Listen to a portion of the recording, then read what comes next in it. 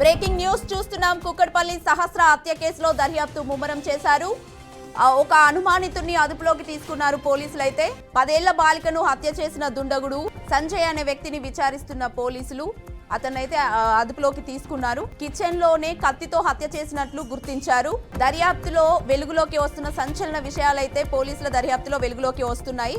ఇక ఇదే అంశంపై మరింత సమాచారాన్ని మా ప్రతినిధి అంజీ అందిస్తారు. అంజీ, చెప్పండి. ప్రస్తుతం మన కూకట్పల్లిలోని 12 సంవత్సరాల బాలిక సహస్ర దారుణ హత్యకు గురైంది. నిన్న ఉదయం ఏదైతే 11 నుంచి 12 గంటల సమయంలో తల్లిదండ్రులు లేని సమయంలో ఈ సహస్రాన్ని అమ్మాయిని 24 ఘాట్లు కత్తిపోటు పొడిచినట్లు తెలుస్తుంది. ఈ సహస్రాన్ని బాలిక బోయినపల్లిలోని కేంద్రీయ విశ్వవిద్యాలయంలో 6వ తరగతి చదువుతుంది.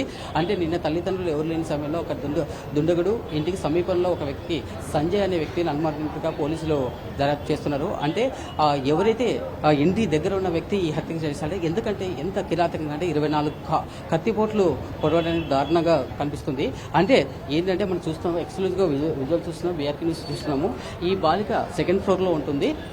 నిన్న ఏంటంటే వృత్తిరీత్యా తండ్రి తండ్రి బైక్ మెకానిక్, తల్లి ఒక హాస్పిటల్ టెక్నీషియన్గా పనిచేస్తుంది. అంటే నిన్న వృత్తిరీత్యా ఇద్దరు తల్లి తండ్రి ఎవరైతే వాళ్ళు వృత్తిరీత్యా వాళ్ళు బయటకు వెళ్ళడం జరిగింది. నిన్న మధ్యాహ్నం సమయంలో ఎవరైతే వాళ్ళ చిన్న కుమారుడికి బాక్స్ ఇవ్వడానికి తండ్రి ఇంటికి రావడం జరిగింది.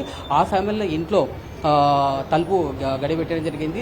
వెంటనే తండ్రి అలర్ట్ అయిపోయి ఇమీడియట్గా డోర్లు పగలగొట్టి చూడగా ఆ అమ్మాయికి 24 కత్తిపోట్లు అక్కడే వెంటనే బాలిక చనిపోయినట్లు మనకు తెలుస్తుంది.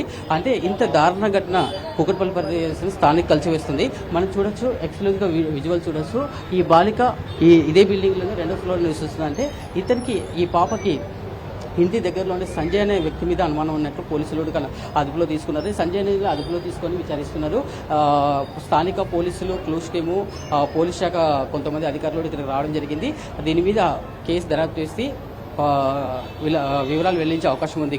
కీర్తి, రైట్, థ్యాంక్ యూ అంజీ.